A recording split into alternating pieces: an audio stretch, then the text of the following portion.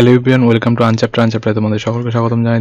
দেখো, এর আগে যে ভিডিওটা ছিল সেটা ভারতের যে মধ্যযুগ ছিল, ঠিক আছে। মধ্যযুগে যে এই মুসলিমরা যখন ভারতে আক্রমণ শুরু করে তখন থেকে কিন্তু ভারতের মধ্যযুগ শুরু হয়ে যায়, ঠিক আছে। তো এর আগে মধ্যযুগের একটু বিস্তারিত সামান্য একটু ব্রিফ দেওয়া হয়েছিল। তো সেখানে তোমরা মোহাম্মদ ঘুরি, তো এইসব গজনি, সুলতান মাহমুদ, ঠিক আছে, এগুলো সম্বন্ধে একটু বিস্তারিত পেয়ে যাবে, ঠিক আছে। তো চলো আজকে দিল্লি সুলতানি যে যুগ রয়েছে সেটা সম্বন্ধে জানা যাক, ঠিক আছে। দিল্লি সুলতানি যুগ 1206 খ্রিস্টাব্দ থেকে 1206 থেকে 1226 1206 থেকে 1226 খ্রিস্টাব্দ মোগল বংশীয় বাবরের সিংহাসনে আরোহণের পূর্ব পর্যন্ত সময় সুলতানি শাসন বা সুলতানি যুগ বলে পরিচিত, ঠিক আছে। মোগলের অর্থাৎ বাবরের সিংহাসনে বসার আগে পর্যন্ত, ঠিক আছে। বাবরের সিংহাসনে কবে বসেন, ঠিক আছে, 1527, ঠিক আছে। তার আগ পর্যন্ত অর্থাৎ 1206 থেকে 1526 পর্যন্ত যে মোগল বংশীয় যে সিংহাসনটা ছিল, ঠিক আছে, সেই যুগটাকে, মোগলের যুগটাকে কি বলা হতো, সুলতানি শাসন বা সুলতানি যুগ বলা হতো বাবরের আগ পর্যন্ত, ঠিক আছে। তারপরে দেখো, দিল্লি সুলতানি যুগে 5টি বংশ রাজত্ব করে, ঠিক আছে। দিল্লির যে সুলতানি যুগ সেখানে 5টি বংশ, টোটালে 5টি বংশ রাজত্ব করে, ঠিক আছে। প্রথমে দাস বংশ, তারপরে খলজি বংশ, তারপরে তুগলক বংশ, তারপরে সৈয়দ বংশ, তারপরে লোদি বংশ, ঠিক আছে। তো দিল্লি সুলতানে কটি বংশ টোটাল রাজত্ব করে? 5টি। এটা কিন্তু খুব গুরুত্বপূর্ণ, ঠিক আছে। দিল্লি সুলতানি যুগে 5টি বংশ রাজত্ব করে, সেটা হচ্ছে কি কি? প্রথমটা হচ্ছে দাস বংশ, তুর্কিরা, ঠিক আছে, দাস বংশ। সেখানে দাস বংশের মধ্যে কে রয়েছে? কুতুবউদ্দিন আইবক, ইলতুৎমিশ, রাজিয়া, ঠিক আছে। তারপরে বলবন, কুতুবউদ্দিন আইবক, ইলতুৎমিশ, রাজিয়া আর বলবন, এরা ছিল দাস বংশের, ঠিক আছে। তারপরে খলজি বংশের কে কে ছিলেন? জালাল উদ্দিন খলজি, আলাউদ্দিন খলজি। খলজি বংশ কে কে ছিলেন তাহলে? জালাউদ্দিন খলজি এবং আলাউদ্দিন খলজি। তুগলক, তারপরে আসে তুগলক বংশ। খলজি বংশ পরে তুগলক বংশ কে ছিলেন? গিয়াসউদ্দিন তুগলক, মোহাম্মদ বিন তুগলক আর ফিরোজ তুগলক, এই 3জন, ঠিক আছে। তারপর সৈয়দ বংশ আরবের, ঠিক আছে। সৈয়দ বংশকে খিজির খা, সৈয়দ বংশের কে ছিলেন? খিজির খা। তারপরে লোদি বংশ কে ছিলেন তাহলে? লোদি বংশ ছিলেন পাঠান, আফগান, বল্লাল লোদি, সিকান্দার লোদি, ইব্রাহিম লোদি, ঠিক আছে। লোদি বংশ তাহলে কে ছিলেন তাহলে? লোদি বংশ ছিলেন তখন পাঠান বা আফগান, এরাই কিন্তু এই লোদি বংশ, ঠিক আছে। তো বহলল লোদি, বহলল লোদি বলবে, ঠিক আছে। বহলল লোদি নয়, সরি। তো বহলল লোদি, সিকান্দর লোদি আর হচ্ছে ইব্রাহিম লোদি, এই 3জন ছিল লোদি বংশ, ঠিক আছে। তো তারপর দেখো, নেক্সট রয়েছে এই যুগে একমাত্র সৈয়দ বংশীয় খিজির খা, ঠিক আছে, যিনি কিনা, এই দেখো, খিজির খা কিন্তু একমাত্র তিনিই ছিলেন এই সৈয়দ বংশের। এই দেখো, সৈয়দ বংশের একমাত্র কিন্তু তিনিই ছিলেন খিজির খা, ঠিক আছে। এছাড়া কিন্তু কেউ ছিলেন না। অন্যান্য গুলোর মধ্যে অনেক রাজা ছিল, কিন্তু সৈয়দ বংশের রাজা একমাত্র খিজির খাই ছিলেন। খিজির খা ছাড়া, অর্থাৎ খিজির খা ব্যতীত দিল্লির সকল স্বাধীন নরবতী সুলতান উপাধি ধারণ করেন, ঠিক আছে। যিনি কিনা একমাত্র সৈয়দ বংশের রাজা, কিন্তু একমাত্র সৈয়দ বংশেরই ছিলেন, তিনি কিন্তু এই সুলতান যে উপাধিটা, ঠিক আছে, সেই সময় মুসলিম যারা এসেছিল, ঠিক আছে, তারা কিন্তু বেশিরভাগই সুলতান উপাধি একটা ধারণ করতো, ঠিক আছে। তো সেই সুলতান উপাধি কিন্তু ধারণ করেনি একমাত্র, এটা কিন্তু ফ্যাক্ট, ঠিক আছে। এটা কিন্তু খুব গুরুত্বপূর্ণ, ঠিক আছে। খিদির খা বা সৈয়দ বংশের রাজা, তিনি কিন্তু সুলতান উপাধি ধারণ করেননি, বাদবাকি সকলে সুলতান উপাধি ধারণ করেছে। সুলতান শব্দটি কোথা থেকে এসেছে? কোরআন থেকে এসেছে সুলতান শব্দটি। এর অর্থ হচ্ছে শক্তি বা সামর্থ্য। সুলতান কথাটির অর্থ কি?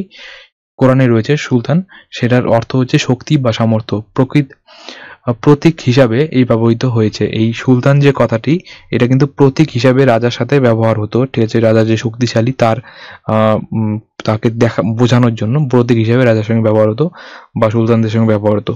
এই সুলতান কথার হচ্ছে শক্তি বা সামর্থ্য, এটা কোরআনে রয়েছিল, ঠিক আছে। তো প্রতীক হিসেবে ব্যবহার হয়। সুলতান অর্থ সাধারণভাবে স্বাধীন নরপতিকে বোঝায়। সুলতানের অর্থ সাধারণভাবে কি বোঝানো হয়? স্বাধীন নরপতি, ঠিক আছে। তারপর দেখো, কোরআন হিসাবে কিন্তু এই সুলতানের কথার অর্থ হচ্ছে শক্তি বা সামর্থ্য, কিন্তু সুলতানের সাধারণ অর্থ হিসেবে কিন্তু স্বাধীন নরপতি বোঝায়। 1206 খ্রিস্টাব্দে মোহাম্মদ ঘুরির অন্যতম বিশ্বস্ত অনুচর কে ছিলেন? 1206 খ্রিস্টাব্দে মোহাম্মদ ঘুরির বিশ্বস্ত অনুচর কে ছিলেন? কুতুবউদ্দিন আইবক, ঠিক আছে, কুতুবউদ্দিন আইবক কর্তৃক দিল্লিতে স্বাধীন সুলতানি শাসনের সূচনা হয়। ঠিক আছে, তো কার দ্বারা দিল্লি স্বাধীন সুলতানি যুগের সুলতানি শাসনের সূচনা হয়, সেটা হচ্ছে 1206 খ্রিস্টাব্দে মোহাম্মদ ঘুরির যে অনুচর ছিলেন কুতুবউদ্দিন আইবক, তার কর্তৃত্বে, ঠিক আছে, তার কর্তৃত্বে দিল্লিতে স্বাধীন সুলতানি যুগের সূচনা হয়ে যায়। ঠিক আছে, তারপরে দেখো দাস বংশ। ঠিক আছে, দাস বংশ। আইবক কথার অর্থ হলো দাস। ঠিক আছে, আইবক কথার অর্থ কি? দাস। কুতুবউদ্দিন আইবক মোহাম্মদ ঘুরির কৃতদাস ছিলেন। কুতুবউদ্দিন আইবক কি ছিলেন? মোহাম্মদ ঘুরির কৃতদাস। ঠিক আছে, কৃতদাস এখানে বলতে পারো চাকর বলতে পারো।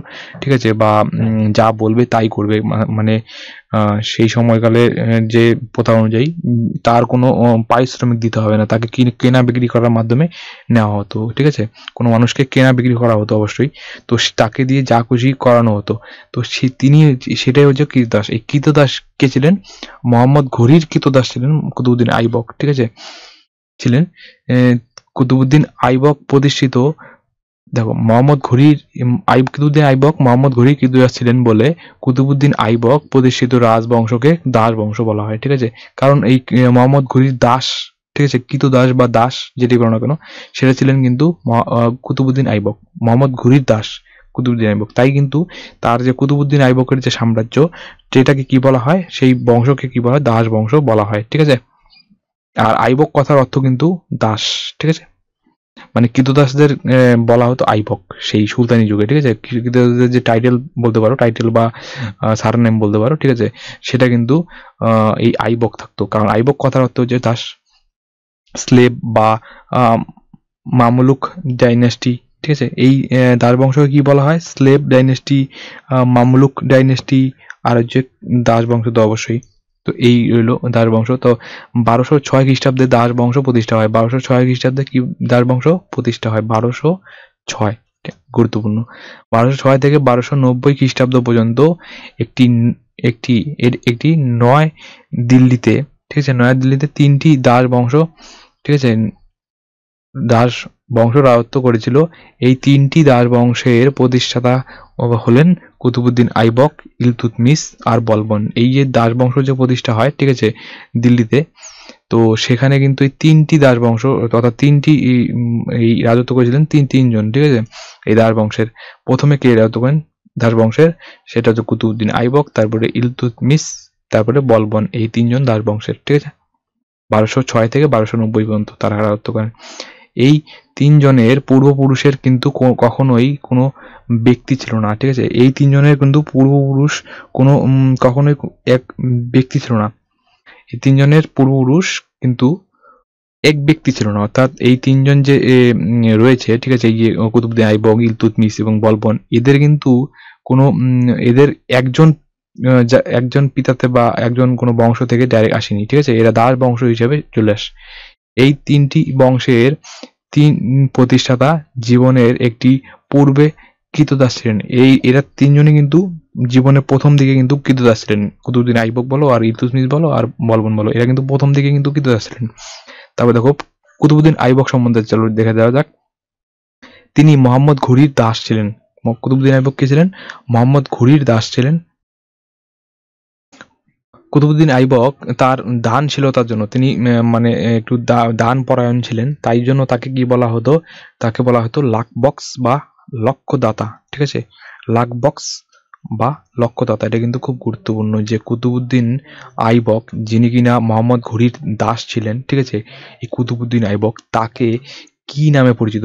তিনি কি নামে পরিচিত? এটা কিন্তু খুব গুরুত্বপূর্ণ একটি কোশ্চেন। ঠিক আছে, লাখবক্স বা লক্ষ্যদাতা, এটা কিন্তু বিভিন্ন এক্সামে এসেছে। ঠিক আছে, তো খাজা কুতুবউদ্দিন কাকি এই নামে জনৈক মুসলিম সন্তের স্মৃতির উদ্দেশ্যে তিনি দিল্লির উপকণ্ঠে একটি স্তম্ভ নির্মাণের কাজ শুরু করেন। ঠিক আছে, খাজা কুতুবউদ্দিন কাকি, এটা একজন ব্যক্তি ছিলেন, খাজা কুতুবউদ্দিন কাকি। তার জনৈক একজন মুসলিম সন্ত, অর্থাৎ একে তিনি কি বলবো, সন্ন্যাসী বলতে পারো। ঠিক আছে, মুসলিমদের। ঠিক আছে, খাজা কুতুবউদ্দিন কাকি, ঠিক আছে, এই তিনি কিন্তু একজন সন্ত বা সন্ন্যাসী বলতে পারো সেই মুসলিম সেই যুগের কুতুবউদ্দিন আইবকের যুগে। তার যে স্মৃতি অনুসারে, ঠিক আছে, কুতুবউদ্দিন আইবক কি করে, একটি দিল্লিতে একটি কি করে স্মৃতিসৌধ বা স্তম্ভ নির্মাণ করেন, ঠিক আছে। বর্তমানে সেটা কুতুব মিনার নামে পরিচিত। তাহলে এটা কিন্তু খুব গুরুত্বপূর্ণ যে এই যে কুতুব মিনারটা নির্মাণ করা হয়েছে, এটা কে নির্মাণ করেছে? এটা কুতুবউদ্দিন আইবক নির্মাণ করেছে, ঠিক আছে। এটা কার মানে স্মৃতির জন্য, অর্থাৎ কার স্মৃতির উদ্দেশ্যে এটা নির্মাণ করা হয়েছে? সেটা হচ্ছে খাজা। আর এটা একজন কি বলবো, এটা মুসলিম সন্ত বা মুসলিম সন্ন্যাসী বলতে পারো। তো তার স্মৃতির উদ্দেশ্যে করা হয়েছে। তো নাম কি ছিল? খাজা কুতুবউদ্দিন কাকি। খাজা কুতুবউদ্দিন কাকির নামে এটা করা হয়, কি কুতুবউদ্দিন মিনার, ঠিক আছে, যা কুতুবউদ্দিন মিনার নামে পরিচিত এখন। কুতুবউদ্দিন আইবক তৈরি করেন, ঠিক আছে। তিনি এই আজমেরে 2.5 দিন কা ঝোপড়া, ঠিক আছে, আজমেরে 2.5 দিন কা ঝোপড়া, এটা কিন্তু খুব গুরুত্বপূর্ণ, ও কুয়াত উল ইসলাম মসজিদ নির্মাণ করেন। আজমেরে কি নির্মাণ করেন কুতুবউদ্দিন আইবক? 2.5 দিন কা ঝোপড়া, আর হচ্ছে কুয়াত উল ইসলাম। এই 2.5 দিন কা ঝোপড়া আর কুয়াত উল ইসলাম, এটা কিন্তু দুটোই কিন্তু মসজিদ, ঠিক আছে, ঠিক আছে, মসজিদ দুটোই, দুটোই কিন্তু মসজিদ, ঠিক আছে। তো এই মসজিদ দুটো কি নির্মাণ করেন? 2.5 দিন কা ঝোপড়া আর হচ্ছে 2.5 দিন কা ঝোপড়া আর কুয়াত উল ইসলাম, এই দুটো কিন্তু নির্মাণ করেন কে? কুতুবউদ্দিন। এটা কোথায় রয়েছে? আজমেরে, ঠিক আছে, আজমেরে রয়েছে দুটো। কুতুবউদ্দিন পোলো বা চৌগান খেলতে গিয়ে ঘোড়া থেকে পড়ে মরে যান, ঠিক আছে। পোলো অর্থাৎ এই যে ঘোড়ায় চড়ে, ঠিক আছে, ঘোড়ায় উপরে ওঠে, ঠিক আছে, তার ঘোড়া থেকে কিন্তু বল এরকম ধরনের হকির স্টিকের মতো থাকে, ঠিক আছে, সে এই বল দিয়ে ঘোড়ার উপরে বসে ঘোড়া চলন্ত অবস্থায় সেটাকে মারতে হয়, ঠিক আছে। তো বাদবাকি সব হকির মতোই কিন্তু ঘোড়া থেকে মারতে হয়। তো এই যে পোলো, ঠিক আছে, এবার চৌগান, এই পোলো বা চৌগান খেলতে গিয়ে কিন্তু এই কুতুবউদ্দিন আইবক মারা যান, ঠিক আছে। তারপরে দেখো চলে আসলো ইলতুৎমিশ। কুতুবউদ্দিনের মৃত্যুর পর তার দত্তক পুত্র, কুতুবউদ্দিনের মৃত্যুর পর তার যে দত্তক পুত্র ছিলেন, সে কে ছিলেন? তার দত্তক পুত্র আরাম শাহ দিল্লি সিংহাসন বসেন, ঠিক আছে। কুতুবউদ্দিনের মৃত্যুর পর তার দত্তক পুত্র আরাম শাহ কি করেন? দিল্লি সিংহাসনে বসেন। কুতুবউদ্দিনের জামাতা অর্থাৎ কুতুবউদ্দিনের মেয়ের জামাই, ঠিক আছে, মেয়ের জামাই ইলতুৎমিশ। কুতুবউদ্দিনের কে ছিলেন? মেয়ের জামাই ছিলেন ইলতুৎমিশ। দেখো, কুতুবউদ্দিনের মৃত্যুর পর কিন্তু তার দত্তক পুত্র আরাম শাহ দিল্লি সিংহাসনে বসে পড়েন, কিন্তু কুতুবউদ্দিনের জামাতা ইলতুৎমিশ 1211 খ্রিস্টাব্দে আরাম শাহকে সিংহাসন থেকে সরিয়ে দিয়ে, ঠিক আছে, দিল্লি সিংহাসন দখল করে ফেলেন। তাহলে ব্যাপারটা বুঝতে পারছো যে কুতুবউদ্দিন আইবকের যে পুত্র, দত্তক পুত্র, যাকে দত্তক নেওয়া হয়েছে, ঠিক আছে, দত্তক নেওয়া বলতে পারো তুমি, অ্যাডপ্ট করেছে, ঠিক আছে, অর্থাৎ লালন পালনের, নিজের থেকে জন্ম হয়নি, লালন পালন করে, ঠিক আছে, পুত্র বানিয়েছে, ঠিক আছে। তো সেই পুত্রকে, দত্তক পুত্র কিন্তু এই কুতুবউদ্দিনের মৃত্যুর পর, যার নাম ছিল আরাম শাহ, তিনি কিন্তু দিল্লি সিংহাসনে বসেন কুতুবউদ্দিনের মৃত্যুর পর। তারপরে কিন্তু এই দিল্লি সিংহাসনে যখন দত্তক পুত্র বসেন, কুতুবউদ্দিন আইবক তো মরে গিয়েছেন, তারপরে কিন্তু এই কুতুবউদ্দিনের যে জামাতা অর্থাৎ কুতুবউদ্দিনের মেয়ের যে জামাই, সে কে ছিলেন?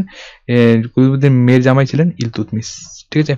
কুতুবউদ্দিনের জামাতা বলতে পারো, জামাতা বা মেয়ের জামাই কুতুবউদ্দিনের, তিনি কিন্তু এই আরাম শাহ দত্তক পুত্রকে সরিয়ে দিয়ে 1211 খ্রিস্টাব্দে দখল করে ফেলেন, ঠিক আছে। ইলতুৎমিশ ইলবাড়ি তুর্কি বংশে জন্মগ্রহণ করেন। ইলতুৎমিশ কোন বংশে জন্মগ্রহণ করেন? কুতুবউদ্দিন আইবকের জামাতা ইলতুৎমিশ কোন বংশে জন্মগ্রহণ করেন? ইলবাড়ি তুর্কি বংশে জন্মগ্রহণ করেন। প্রথম জীবনে ইলতুৎমিশ কুতুবউদ্দিনের কৃতদাস ছিলেন। দেখো, এই যে কুতুবউদ্দিনের কৃতদাস কিন্তু তার জামাতা ছিলেন, ঠিক আছে, অর্থাৎ কুতুবউদ্দিন যাকে জামাতা তৈরি করেছেন, তিনি কিন্তু প্রথম জীবনে কুতুবউদ্দিন আইবকেরই কিন্তু কৃতদাস ছিলেন, ঠিক আছে। তো এই কৃতদাস তারপরে কিন্তু তার জামাতা হয়েছেন ইলতুৎমিশ। প্রথম জীবনে তিনি কৃতদাসী ছিলেন। তিনি হলেন দিল্লি সুলতানি সাম্রাজ্যের প্রকৃত প্রতিষ্ঠাতা, ঠিক আছে। ইলতুৎমিশ কে ছিলেন? তাহলে দিল্লির যে সুলতানি সাম্রাজ্যের প্রকৃত প্রতিষ্ঠাতা বলতে পারো, দিল্লি সুলতানি সাম্রাজ্যের।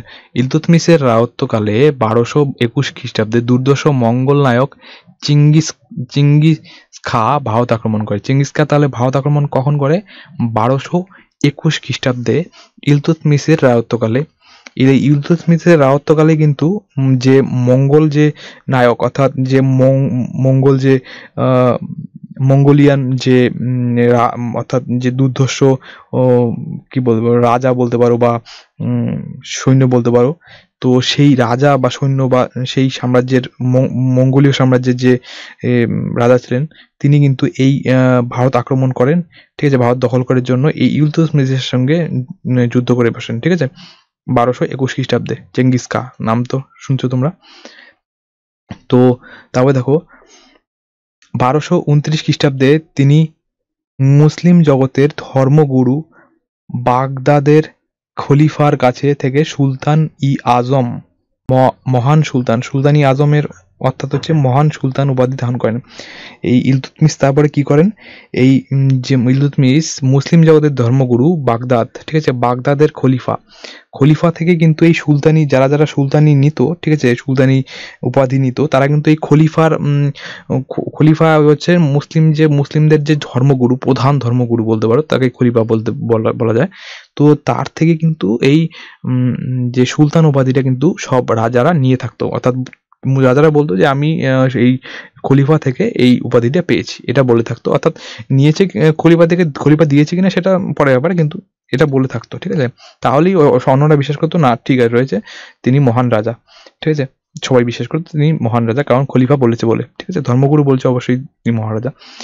তো 1229 খ্রিস্টাব্দে কি করে ইলতুৎমিশ, এই যে মুসলিম জগতের ধর্মগুরু বাগদাদের যে থাকে বাগদাদের খলিফা, ঠিক আছে, তার থেকে কি করে সুলতান ই আজম, এই সুলতান মহান সুলতান উপাধিটা গ্রহণ করেন কে, উপাধিটা পান কে, ইলতুৎমিশ, ঠিক আছে। এর ফলে দিল্লির সিংহাসনে তার বৈধ অধিকার প্রতিষ্ঠিত হয়। এই ইলতুৎমিশের এই যে সুলতানি আজম এর যে উপাধিটা পাওয়ার পরে কিন্তু তার বৈধ অধিকারটা দিল্লির সিংহাসনে আরো পাকাপোক্ত হয়ে যায়, ঠিক আছে, প্রতিষ্ঠিত হয়ে যায়। দিল্লির সুলতানি গৌরব বৃদ্ধি পায় কারণ তিনি খলিফার ধর্মগুরুর তিনি উপাধি পেয়েছেন খলিফা থেকে, তার জন্য তার সম্মান বৃদ্ধি পায়, গৌরব বৃদ্ধি পায় তিনি। এবং দিল্লির সুলতানির স্বাধীন ও প্রকৃত অস্তিত্ব মুসলিম জগতে স্বীকৃতি লাভ করে। স্বাধীন ও প্রকৃত যে অস্তিত্ব মুসলিম জগতে স্বীকৃতি লাভ করে। সুলতানির যে আসলে যে সুলতান যে উপাধির যে প্রকৃত যে অর্থ সেটা কিন্তু এই ইলতুৎমিশের সময় ইলতুৎমিশই কিন্তু প্রথম যিনি কিনা পেয়ে থাকেন তার গুরুত্বটা, কারণ সবাই তাকে জানে যে এইটা তিনি পেয়েছেন। খলিফার প্রকৃত ও কৃতজ্ঞতাবশত, অর্থাৎ খলিফা যে তাকে এই সম্মানটা দিয়েছে তার যে কৃতজ্ঞতার জন্য ইলতুৎমিশ কি করে, তার নামে একটি মুদ্রা প্রচলন করে, ঠিক আছে। অর্থাৎ খলিফা যে তাকে এই সুলতানি আজম উপাধি দিয়েছেন বা মহান সুলতান উপাধি দিয়েছেন ইলতুৎমিশকে, ঠিক আছে, 1229-এ, তার জন্য এই খলিফার সম্মানের জন্য, এই খলিফাকে সম্মান করার জন্য, কৃতজ্ঞতা স্বীকার করার জন্য, কৃতজ্ঞতা বশত তাকে ইলতুৎমিশ কি করে, ইলতুৎমিশ এই খলিফার নাম অনুসারে, ঠিক আছে, খলিফার নামে একটি মুদ্রা বাজারে ছাড়ে বা প্রচলন করে, ঠিক আছে, মুদ্রা প্রচলিত করে। তার এই মুদ্রায় নিজেকে খলিফার সেনাপতি, ঠিক আছে, এই মুদ্রায় খলিফার নাম তো থাকবেই, এবং মুদ্রার নিচে কি ছিল যে খলিফার সেনাপতি এই ইলতুৎমিশ এটা থাকতো, ঠিক আছে, নিজেকে খলিফার সেনাপতি বলতো। তুর্কি সুলতানদের মধ্যে ইলতুৎমিশ প্রথম ইক্তা ব্যবস্থা চালু করে, ঠিক আছে। এই তুর্কি যারা ছিল তাদের মধ্যে কিন্তু প্রথম ইলতুৎমিশ ইক্তা ব্যবস্থা, ঠিক আছে, ইক্তা ব্যবস্থাটা চালু করে। সামরিক সংগঠন, মুদ্রা প্রবর্তন ও দরবারে নানা আদব কায়দা প্রবর্তন করে ভারতের অসামরিক তুর্কি শাসনের সূচনা করে, ঠিক আছে। অসামরিক যে তুর্কি শাসন, তারপরে মুদ্রা প্রবর্তন, দরবারে নানা রকম নিয়ম, অর্থাৎ যে রাজার যেখানে বসবে, ঠিক আছে, সেখানে যে বিভিন্ন নিয়ম কানুন, সেই নিয়ম কানুন, ঠিক আছে, সামরিক সংগঠন, এগুলো নিয়ে কিন্তু ইলতুৎমিশ একটি দারুণ একটি ব্যবস্থা তৈরি করেছিল, ঠিক আছে, তুর্কি শাসনের সময়। আর তিনি কিন্তু প্রথম ইক্তা ব্যবস্থাটা প্রচলন করেন, ঠিক আছে। ইলতুৎমিশ রূপার মুদ্রা জিতল প্রবর্তন করেন। রূপার যে মুদ্রা তার নাম কি ছিল, ইলতুৎমিশের যে রূপার মুদ্রা তার নাম ছিল জিতল, অর্থাৎ ইলতুৎমিশ প্রবর্তিত কপার মুদ্রা, রূপা নয়, কপার, ঠিক আছে, রূপার মুদ্রা নয়, কপার মুদ্রা, ঠিক আছে, কপার মুদ্রার নাম কি ছিল? ইলতুৎমিশ প্রবর্তন করেছে, যেটা ইলতুৎমিশ প্রবর্তন করা কপার মুদ্রা, কপার দিয়ে তৈরি, ঠিক আছে, সেটার নাম কি ছিল? জিতল। সেটা কিন্তু ইলতুৎমিশ প্রবর্তন করেন। বিখ্যাত কুতুব মিনার নির্মাণ কার্য তিনি সমাপ্ত করেন, ঠিক আছে। এই অর্থাৎ কুতুবউদ্দিন আইবক যে কাজটা শুরু করেছিলেন, ঠিক আছে, খাজা যে মুসলিম একজন সন্তান, তার খাজা কি তার জন্য যে কি বলবো একটা স্মৃতিসৌধ তৈরি করেছিল, ঠিক আছে, কুতুবউদ্দিন আইবক, সেটা কিন্তু সম্পন্ন হয়নি, কুতুবউদ্দিন আইবক সম্পন্ন করতে পারেনি, ঠিক আছে, এই কুতুব মিনারটা। তো সেটা কিন্তু সম্পন্ন বা শেষ করে গিয়েছিল কে? এই ইলতুৎমিশ, ঠিক আছে, নির্মাণ কার্যটা সম্পন্ন করে, ঠিক আছে।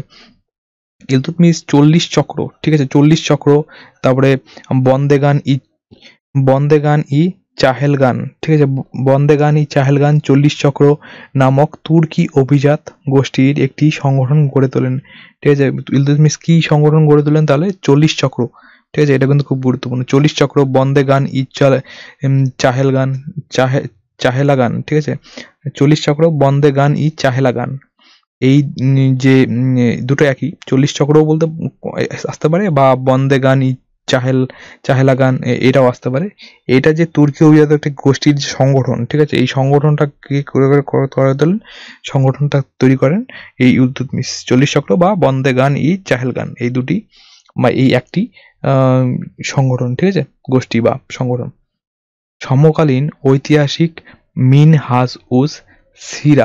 মিনহাজ তবকত ই নাসিরি, এই যে গ্রন্থটা, সেটা এই গ্রন্থে ইলতুৎমিশকে সে যুগের শ্রেষ্ঠ নরপতি বলেছেন, ঠিক আছে। কে বলেছেন এই কথাটা? এই তবকত ই নাসিরি গ্রন্থে এই ইলতুৎমিশকে সেই যুগের সর্বশ্রেষ্ঠ নরপতি বা রাজা বলেছেন, ঠিক আছে। তো এই কথাটা বলেছেন বিখ্যাত সেই যুগের ঐতিহাসিক, ঠিক আছে, সমকালীন অর্থাৎ সেই যুগের ঐতিহাসিক মিনহাজ উস সিরাজ, এই কথাটা তিনি লিখেছেন, ঠিক আছে, তার বুক বা বইয়ের মধ্যে বা গ্রন্থে, ঠিক আছে, সেটা হচ্ছে তবকত ই নাসিরি, ঠিক আছে, তবকত ই নাসিরি এই গ্রন্থে, ঠিক আছে। তো এই রইল ইলতুৎমিশ পর্যন্ত। তো নেক্সট ভিডিওতে আমরা সুলতান রাজিয়া নিয়ে পড়বো, গিয়াসউদ্দিন বলবন, এগুলো নিয়ে পড়বো। তো তোমরা যারা যারা ভিডিওটা দেখছো অবশ্যই ভিডিওটা লাইক করো এবং তোমাদের বন্ধুদের সঙ্গে শেয়ার করো, এবং যারা যারা নতুন অবশ্যই চ্যানেলটি সাবস্ক্রাইব করে দাও। তোমাদের একটি সাবস্ক্রাইব আমাদেরকে আরো মোটিভেট করে নতুন নতুন ভিডিও তৈরি করতে, ঠিক আছে। এর ফলে আমি একটু উৎসাহিত বোধ করি যে অনেকে সাবস্ক্রাইব করছে, আরো ভিডিও ভালো তৈরি করতে হবে। তো তোমরা একটু সাবস্ক্রাইব করে দিও নতুন যারা রয়েছে, আর ভিডিওগুলো একটু তোমাদের বন্ধুদের সঙ্গে শেয়ার করে দিও, ঠিক আছে, যাতে সবারই কাজে লাগে। এটা ভালো লাগলে অবশ্যই লাইক করবে, ঠিক আছে। আর দেখার জন্য অবশ্যই ধন্যবাদ। আর তোমাদের যদি আমাদের এই চ্যানেল সম্পর্কে বা অন্যান্য সম্পর্কে যা সম্পর্কে দরকার তথ্য লাগে, ঠিক আছে, আমাদের সোশ্যাল মিডিয়া কোথায় রয়েছে, কোনটা রয়েছে, ঠিক আছে, এছাড়া আমাদের যাবতীয় যা রয়েছে সব কিছু পেতে গেলে, ঠিক আছে, পিডিএফ যা বলো না কেন আমাদের চ্যানেল তো সেখানে কিন্তু ডাইরেক্ট তুমি যেতে পারবে। এই কিউআর কোডটা স্ক্রিনশট করে নাও, ঠিক আছে, কিউআর কোডটা, তারপরে তুমি এই কিউআর কোডটা স্ক্যান করো এবং চলে যাও সেই আমাদের যাবতীয় ডিটেলস রয়েছে সেখানে, যদি তোমরা চাও। আর এটা করবে কি করে, সেটা হচ্ছে প্রথমে তুমি মোবাইলে যাবে, তারপরে তুমি এই কিউআর বলে একটি কিউআর স্ক্যানার বলে একটি অ্যাপ রয়েছে, সেটাকে ক্লিক করবে, করার পরে তারপরে এখানে চলে আসবে এরকম একটা অপশন। তারপরে দেখবে এইখানে দেখবে একটি ফটোর একটা সিম্বল দেখা যাচ্ছে, এই সিম্বলে ক্লিক করবে, তারপরে তুমি গ্যালারিতে চলে যাবে। তোমার এই স্ক্রিনশট নেওয়া যে হয়েছে যে আমাদের এই কিউআর কোডটা, সেটাকে ক্লিক করবে। সেটাকে ক্লিক করার পরে তুমি এরকম চলে আসবে আমাদের যে ওয়েবসাইটের লিঙ্কটা, ঠিক আছে, যেখানে তুমি সকল ডিটেলস পেয়ে যাবে। তো তারপরে তুমি কি করবে, এইখানে গো টু ওয়েবসাইট করবে, ঠিক আছে। সেই ওয়েবসাইটের সঙ্গে সঙ্গে তোমাকে এই পেজটা খুলে দেবে। এই পেজে তুমি আমাদের যাবতীয় social media, Telegram, website, PDF যা চাও সব পেয়ে যাবে। চ্যানেল আমাদের আনসিলেবাস এবং আনচ্যাপ্টার দুটো চ্যানেল পেয়ে যাবে। এছাড়া ইনস্টাগ্রাম, টেলিগ্রাম সব কিছু পেয়ে যাবে, ঠিক আছে। তো এইভাবে তোমরা এখানে ক্লিক করে এই লাল বোতামে তোমাদের বন্ধুদের সঙ্গে এই লিঙ্কটা শেয়ার করবে অবশ্যই, ঠিক আছে? এই সব কিছু পেয়ে যাবে।